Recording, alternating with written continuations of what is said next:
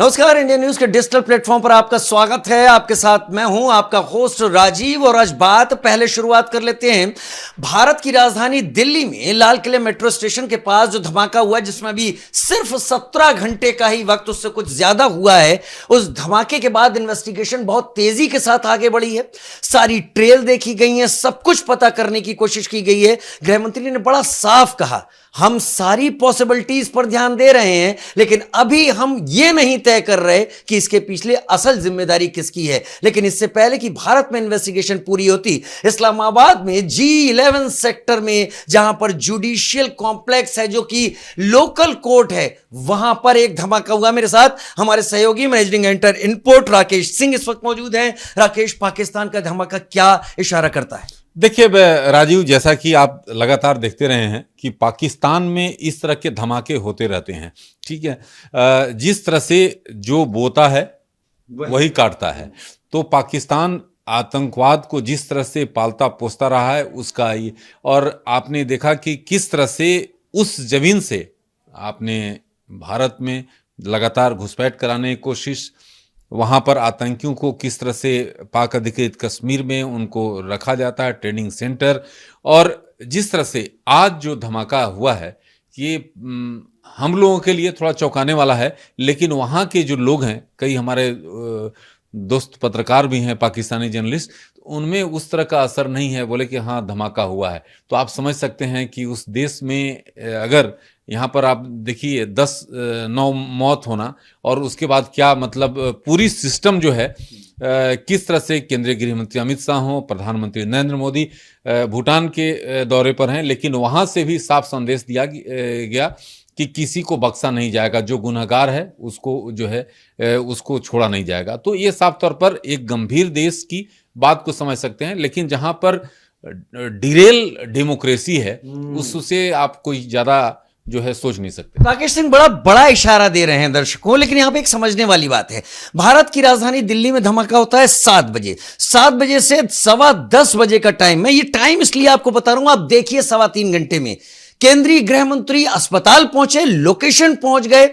भारत की राजधानी दिल्ली में पुलिस एक्टिव थी, हरियाणा में, जम्मू कश्मीर में एक्टिव थी, मुंबई में एक्टिव थी, मध्य प्रदेश में, तमिलनाडु में और पश्चिम बंगाल जो बड़े सिटीज है वहां एक साथ अलर्ट गया। लेकिन पाकिस्तान क्योंकि सारी चीजें कॉमन है, लेकिन यहां पर जो इशारा राकेश सिंह कर रहे हैं, मैं वहीं पर फिर से बात लाऊंगा। राकेश, ख्वाजा आसिफ जो कि वहां के रक्षा मंत्री भी हैं, ख्वाजा आसिफ ने बड़ा एक बहुत मजेदार कमेंट किया। उन्होंने कहा कि अगर काबुल ये समझता है कि वो इस्लामाबाद तक आकर हिट कर सकता है तो हम इसका जवाब देने की ताकत रखते हैं। ख्वाजा आसिफ क्या इशारा कर रहे हैं? क्या अफगानिस्तान को?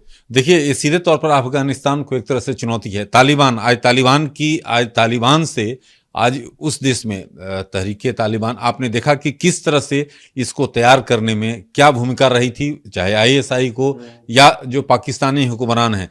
लेकिन जब आप पर आ रही है तब आपको साफ तौर पे दिख रहा है कि ये जो है हमारा जो आतंकवाद है वो सही है, बैड टेररिस्ट गुड टेररिस्ट।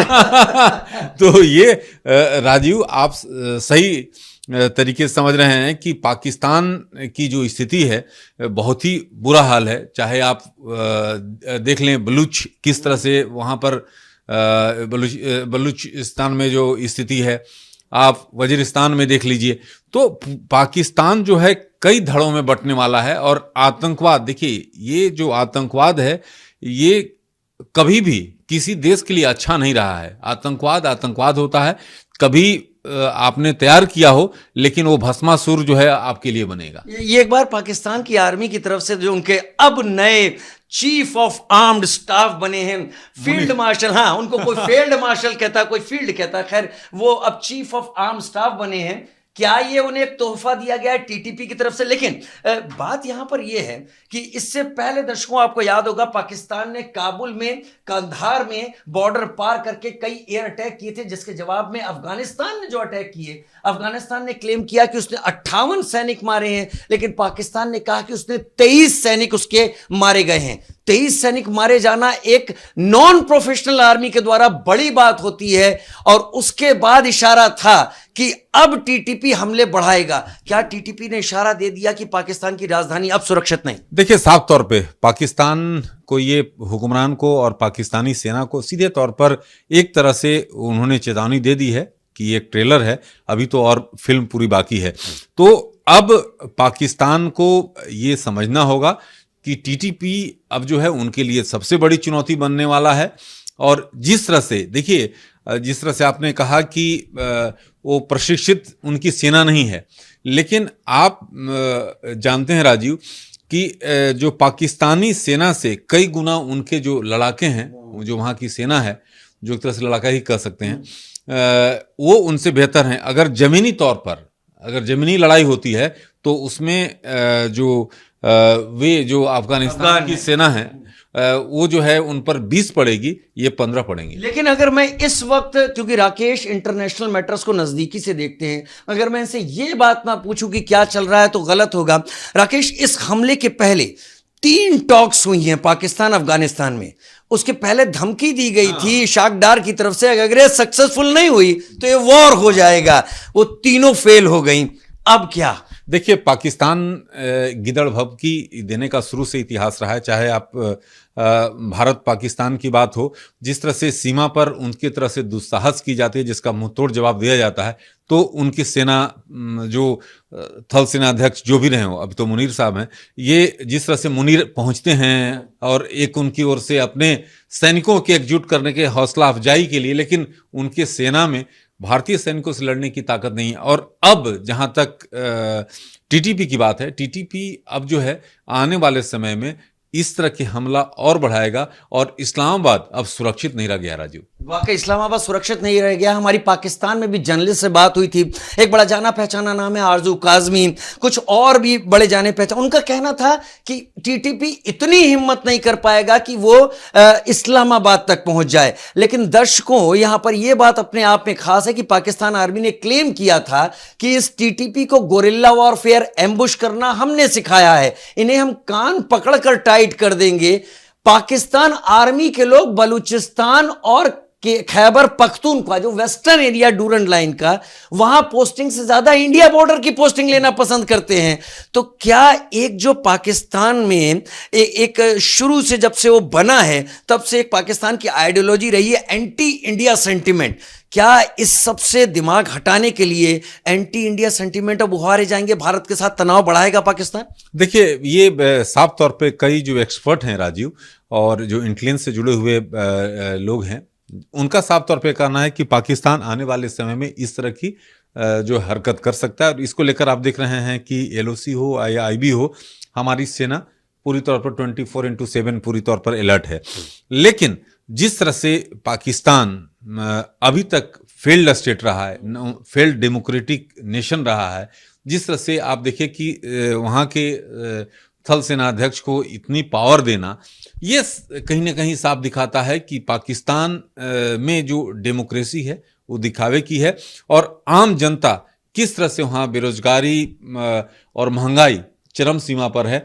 लेकिन पाकिस्तानी हुक्मरान और पाकिस्तानी सेना जो है, कुछ जनरल हों या पाकिस्तान के जो नेता हैं, वो अपने संपत्ति इकट्ठा करने में लगे रहते हैं। तो एक अगर पूरे लबोलुबाब में समझे तो भारत की तुलना तो कतई नहीं कर सकता पाकिस्तान, चाहे आर्थिक दृष्टिकोण से हो या डेमोक्रेसी की स्थिति में। हाँ, ये जरूर है कि आतंकवाद की फैक्ट्री तैयार करने में उसका कोई जवाब नहीं है। और आप कहीं भी आतंकवाद देख लीजिए, अगर आतंकी घटना हुई है तो उसका जड़ पाकिस्तान से रहा है। मैं और राकेश एक लंबे समय से पत्रकारिता में साथ रहे हैं। मैं राकेश के बारे में एक बात कह सकता हूं कि ये डिप्लोमेट बहुत अच्छे बन सकते हैं, क्योंकि ये अपनी बातों में बस छोटे छोटे हिंट देते हैं। जैसे उन्होंने कहा कि पाकिस्तान में जनरल संपत्ति बनाते हैं, ये इन्होंने पूरा नहीं बोला, आप लोगों के लिए एक लूप छोड़ा है कि आप लोग पता कीजिए कौन। एक नाम मैं देता हूं, कमर जावेद बाजवा। कहां यहां हैं, जनरल हुआ करते थे, वो नॉर्वे में है, उन्होंने बहुत बढ़िया संपत्ति अपनी बना ली है,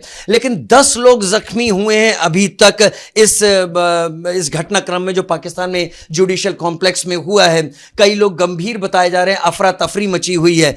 जाहिर सी बात है अब पाकिस्तान मौत भी हुई है, ब्लेम गेम शुरू होने वाला है। देखिए, मौत भी हुई है और इस संख्या काफी बढ़ने वाली है। जो हमारे पास वहां पाकिस्तान से जानकारी आ रही है जो एजेंसियों द्वारा, उससे राजीव साफ तौर पे आंकड़ा बढ़ने वाला है। और जिस तरह से जो पाकिस्तान में धमाका होना, लेकिन सबसे महत्वपूर्ण बात जिस बात का आप जिक्र किए कि इस्लामाबाद में धमाका होना, ये सबसे बड़ा सवाल खड़ा करता है। और इस तरह की अगर घटना होती है तो अगर पाकिस्तान की राजधानी सुरक्षित नहीं है तो आप समझ सकते हैं कि पाकिस्तान में पूरे जो उनका जो स्टेट्स है वो पूरी तौर पर विखंडित होने के कगार पर है। यानी बलूचिस्तान लड़ रहा है, केपीके के पास टीटीपी लड़ रहा है, पीओके में प्रदर्शन हो रहे हैं, सिंध सुलग रहा है, अभी सिंध भी सुलग रहा है। दर्शकों, इसको मत भूलिएगा। और पीओके में जो हालात हैं वो हैं, लेकिन अब अगर इस्लामाबाद में हो रहा है तो इसका इशारा मतलब ईस्ट पंजाब भी उसी रेंज में आ गया। सीधे तौर पर सही कहा आपने राजीव, क्योंकि जिस तरह से जो स्थिति है सिंध में, पंजाब और पहले से ही हमने खैबर पख्तूनख्वा की बात कर लें और बलूचिस्तान की, तो ये स्थिति ये है कि पाकिस्तान जो है कई टुकड़ों में बंटने वाला है। और जिस तरह से लगातार भविष्यवाणी जो एक्सपर्ट द्वारा की जाती रही है कि जिस तरह से पाकिस्तान की जो बुनियाद पड़ी थी, जिस तरह से नींव पड़ी थी, उस नींव को जो टू नेशन थ्योरी जिस तरह से भारत से अलग हुआ, लेकिन उसको डेमोक्रेसी पर जोर दिया जाना चाहिए था, आर्थिक प्रगति करनी चाहिए थी, लेकिन वहाँ पर जिस तरह से सेना की प्रभुत्व और जो डेमोक्रेसी पर जोर नहीं दिया जाना, धन माने लोगों से लूटना, ये तमाम चीजें जो थी, आज जो है पाकिस्तान एक जो है फेल्ड स्टेट, कंगाल स्टेट के रूप में। और जिस तरह से पाकिस्तान के हुक्मरान दूसरे देशों जाकर सऊदी अरब में जाके कटोरी लेकर पहुंचते हैं कि हमें भाई कुछ मदद दीजिए, IMF से पैसे की गुहार करना, तमाम चीजें हैं जो पाकिस्तान जो है एक रुग्ण स्टेट के रूप में जो है स्थापित हो रहा है। गलत नहीं कह रहे हैं यहां पर जो चीजें हम भारत में दिल्ली में हुए बम विस्फोट को लेकर सारी जानकारियां आपके सामने रखेंगे। हमने पाकिस्तान की चीजें सामने रखी, लेकिन ये जरूर दर्शकों जो इशारे राकेश दे रहे हैं, पाकिस्तान ने अपने पैरों पर कुल्हाड़ी मारनी बहुत पहले से शुरू कर दी थी। राकेश ने कहा कि वहां पर बहुत ज्यादा मिलिट्री रही है, आप लोग ये जरा सा पता लगाइए, क्योंकि मैं आपसे भी कह रहा हूं पाकिस्तान में जितना ज्यादा मिलिट्री शासन में रही है उससे कम, आधे से कम वहां पर पॉलिटिकल लीडरशिप रही है, और प्रधानमंत्री ज्यादा हुए हैं और सेना अध्यक्ष कम हुए हैं। तो आप समझ सकते हैं वहां क्या कब्जा रहा। आपके पास अपडेट लगातार लाते रहेंगे दर्शकों। फिलहाल इंडिया न्यूज के साथ लगातार जुड़े रहिएगा।